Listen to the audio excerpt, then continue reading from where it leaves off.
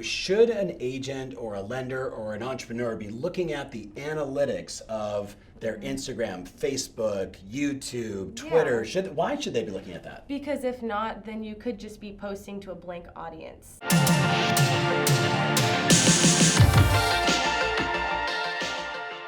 Hey guys, welcome to the Tom Ferry Show. I am so excited to share. Courtney is on the show today. Hi.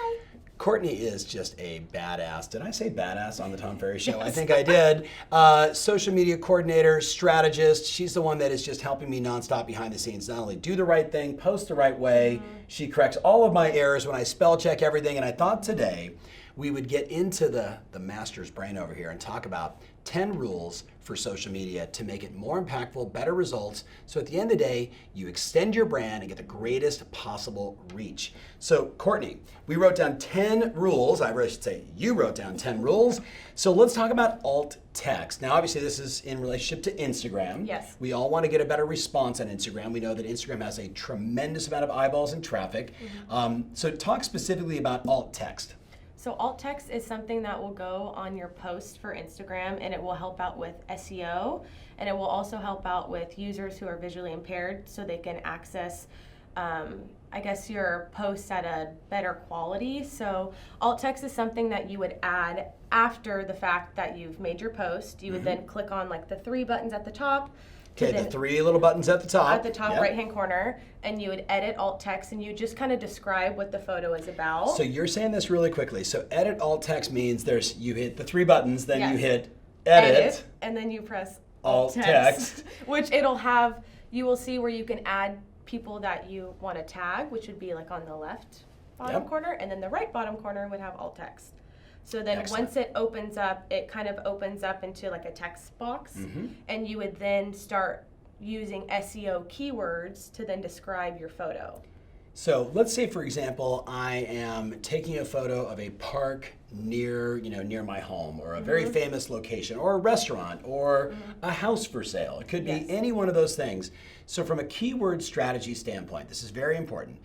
Give us some examples of a home for sale. What would be the keywords that either I should be putting in, or where should I go to find the best keywords to put in? So you can always Google keywords depending on where your location is. Yep. And you would then put in, let's say if it were to be a home that was in Irvine, you wouldn't put like photo home, you would put Irvine luxury home. Yes. You would then put words that would then describe it, but to the best of your ability so it's not so vague. Yes. So you might put Irvine luxury real estate. You might put, school district of X. Yes. Right. Sort of the key words or phrases that someone would be looking for a property like that.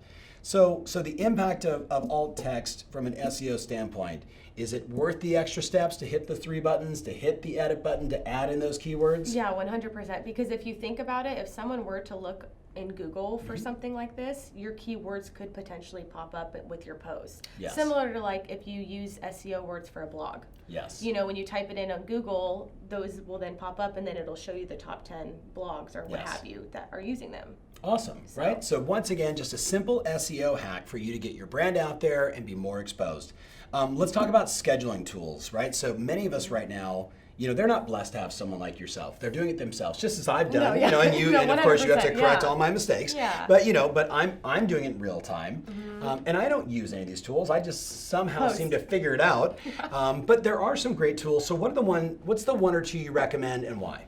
So we use Sprout Social for ours. The only reason I really like Sprout Social is because it also gives you reporting, and you could break down the reporting per week, per day, anything, so you can really look into your analytics. Yes. But it'll also schedule out the post based off timing. It'll give you the best times, anything like that. Okay, so you gave us a lot there. So one is, should an agent or a lender or an entrepreneur be looking at the analytics of their Instagram, Facebook, YouTube, Twitter? Why should they be looking at that? Because if not, then you could just be posting to a blank audience. For example, like if you thought that, well, I'm up at 9 o'clock at night, I'm going to post this listing at 9 o'clock at night. It's like, you don't even know if your audience is awake at 9 o'clock at night. Yes. So you need to look into that, and also to learn your demographic, where your customers are at, where they're clicking on your posts, because it'll also show you if they're clicking on the post link, on the picture, like it'll break down everything for you. So you need to know. Yes. So I will tell you that we meet once a month, and we actually just did this. Actually, recently we did an Instagram where we were showing in real time how we're looking at the data to make better decisions. Why? Because we want to get our information in front of the most amount of people possible. Yeah. So we're going to go deep on this. We've got 10 different points to cover, but I really want to reiterate, this is about you extending your brand and getting in front of your people as often as you can at the right time. So speaking of time, the number 3 thing you want to talk about was posting times. Yes. So you got all these charts, and we'll be putting it all over the screen, but if you're listening on audio, kind of give us an insight on what these charts are so people can figure out what is the optimal time to post. Okay, so usually every 6 months or so, posting times will change. So since it's Why, a new year. why is that? Based off of when they start generating content more. So it goes based off of all the users thinking of using this platform. Yes. So then Instagram or Facebook will then break down their own analytics of when people are posting, when people are getting the most engagement, and then they make the consensus of when the time would be. Got it. So they change all the time. So you should look into those every couple of months to kind of see where it's at. Good. And they're all broken down based off of the type of content as well. So just to be clear, it's content specific. I could post the right content at the wrong time and get no response, or I could post the right stuff at the right time and get a far better response without having to put my credit card in and boost it. Is that what you're saying? 100%. And the thing that I know for a fact this works is because for example, like your audience, you have some that are in Canada, or you have some that are in New York, so they're at different times, right? Yes. So Canada has multiple time zones. I know. In case you're No, I wondering. know. Yes, I just no editing on the Tom Ferry Show.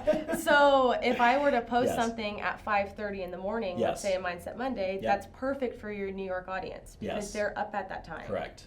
So they're seeing the content. If not, if I post it later, like a Mindset Monday at 9 o'clock in the morning, they're getting that midway through their day. Correct. You know? So that's why you get the most engagement during those times, because I know when your demographics are awake.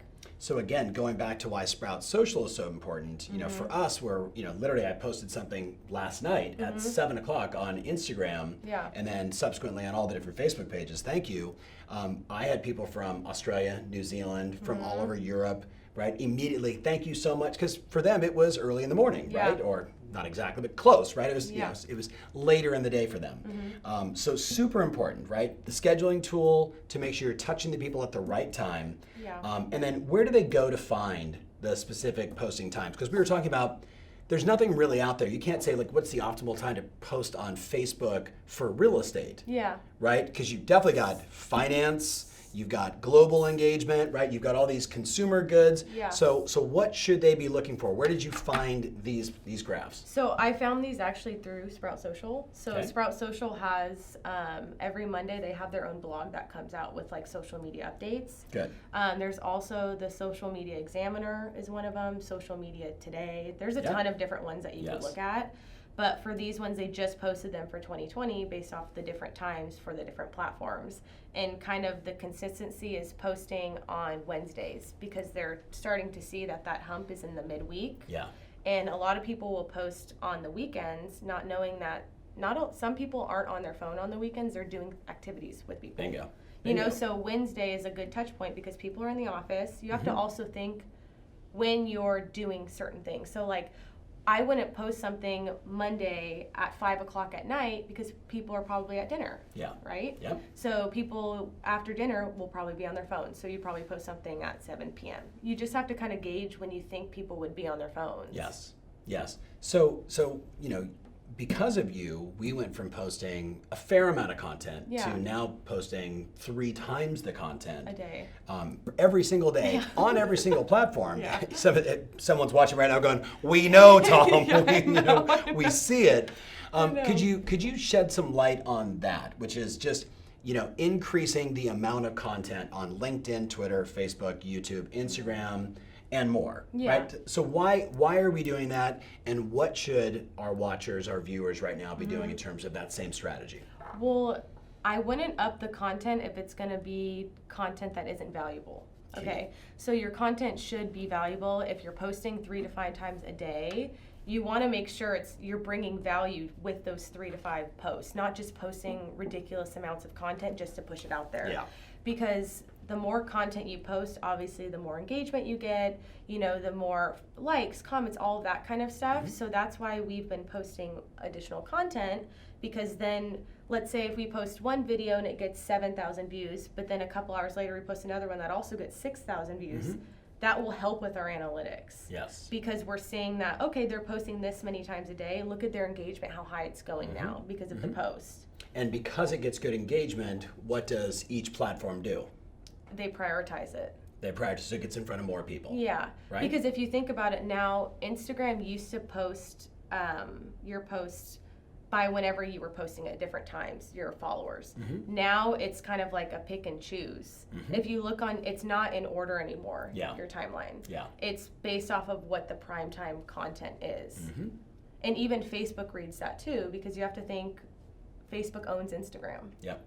So the algorithms are going to be pretty much similar. Yeah, 100%. Not 100%, but very it will, similar. yeah. And the thing is that with the scheduling tools, there really is no excuse for, oh, I don't want to post at 5 in the morning. Well, schedule it for 5 in the morning. Exactly. And it'll go out. Yep, exactly. You know? So you can post content whenever these times are, because there are tools where you can do it. Yes, and I know we've got a lot of ground to cover here, but I want to throw out a thought to you that I've been sharing that, every one of us should have an optimal day, like an ideal schedule that we follow, right? We get up early in the morning, we do our exercise, we go to the gym.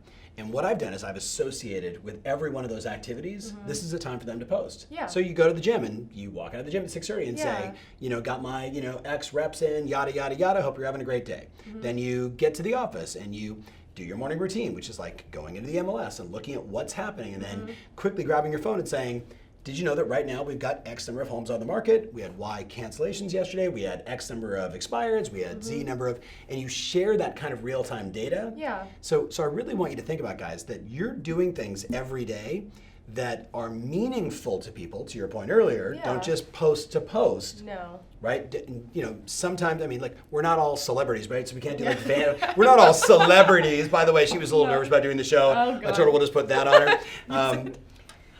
But I think being mindful of your day, right? It's no different from $1 Million Listing, right? Everyone watching right now, you're your own version. All right, let's talk about, speaking of Instagram stories. Okay. Why do they matter? What should they do? What are mistakes that people should avoid with Instagram stories? Okay, so what's nice about Instagram stories is that when you use these reporting tools, the story counts as a post. Yes. So the engagement that you get on that story will then count towards your engagement for the week, for the month, or whenever you're posting. Yeah. So Instagram stories are key because it's something that obviously won't live on your page for a lifetime. It'll only be up there for 24 hours unless you put it in a highlight. Yeah. Okay. So what's nice about Instagram stories is that, let's say we post a Mindset Monday, and then I would share that Mindset Monday to the story. So if your post hasn't been seen in the feed by anyone, they'll still see it in the Instagram story, because it'll push everything aside of all their other followers and put you in the front because you just posted something. Yep. So then people will start clicking on that and it will lead back to the post. Yes. What people shouldn't be doing on Instagram stories is just posting like nonsense, know? Or, well, unless your brand is nonsensical. Yeah, exactly. But no one watching this, that's not your brand. Exactly. But what's cool about Instagram stories is that you can then create these highlights. If you wanted to create a highlight that was listing, current listings I have. Property tours, day in the life. Here I am helping somebody fix up their home. Here I am giving advice on how to stage the property, right? Yeah. You could literally have staging tips, listing tips, pricing tips, like all the things that they do could become those individual buckets that they put all their stories in. Exactly. And you have That's to very think, powerful. That's a great tip. You have to think too, if someone, let's say you want to go to a restaurant to eat, like nowadays you would then look on their Yelp, you'd look on their Instagram, and if they have highlights of main item menus, you'd be like, oh cool, and start looking through that to see what they have. Or if they have testimonial pieces on there, like you would start clicking through there to then see, oh, this is just added content I can look at. Yes. So for example, like on your Instagram, we have all of the shows highlighted. So if anyone were to go in the feed and they don't see a show that they are looking for, they can go in the highlight and they can find it, and it has the links and everything to it. They have day in the life because people want to see behind the scenes. There's stuff for the blog, there's stuff for events. It's just anything that if someone were to say, who is this person? They could then click on there and they could see all of these highlights instead of scrolling through. I would stress to all of you right now, this is super important. If you look at my Instagram or you look at others, like I think that they should have every park, every restaurant, every listing they've ever taken, all of those should be in those individual, what do we call them? Buckets? Highlights, Yeah. right? Before we wrap up this sort of two-part show, let's talk about closed captions on YouTube. Okay. So this is super important, guys. Pay attention. So first of all, just give them the little did you know. Okay, did you know that you don't have to put captions on your videos that you upload to YouTube? But you see all these people trying to figure out what text to put on there. Yes, yes. Because YouTube has the functionality to add captions for you. Yes. But you just have to enable it on your settings side. So you don't have to spend time having someone text or get another app or yeah, right? It'll just have it there for you, which is nice because a majority of people, I think it's like 85% of people nowadays watch videos without the sound. Yes. Because if you think about it, you're scrolling through, you're at work, you're somewhere in an environment where you can't play it loud, so you're just watching the text. Yes. So it's nice to have this option on YouTube that you don't have to go through a 20-minute video and add all this text to it. It'll just do it for you. Yes. So just to be clear, this isn't something that the individual user has to tell their audience, hey, click this. No. They just have to hit that button on their own YouTube when they're recording the video or afterwards. Okay, so it's something that's in your settings on YouTube. So you can already record the video, post it, but then make sure in your settings that you have approved closed captions. Yes. Because the closed captions as a viewer, I would then go on the video and in the bottom right-hand corner would be like a little tool and it just says closed captions and then what language. Got it. And then you would just turn it on. Good. So all you have to do is just make sure that you're enabling it so everybody else gets to see it. Yeah, exactly. Outstanding. All right. So next week, we're going to cover leveraging UGC, which is really going to be fun. We're going to talk about pay to play. We got about 4 more topics.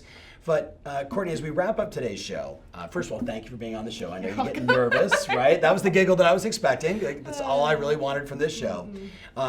You have so much insight here. I just want to say thank you from all of us here and everybody in the Tom Ferry community for just sharing your insights and your wisdom. And you should definitely follow her on Instagram. What's your Instagram handle? My Instagram handle is Courtney.Gracia. Gracia. Yes. So you're about Not to Garcia. Yeah, I know, exactly. You're about to get a whole bunch of people that are going to follow you. So, all right, guys, take action on these tips, and we'll be back next week with even more ideas to help you boost your brand through social. See you soon.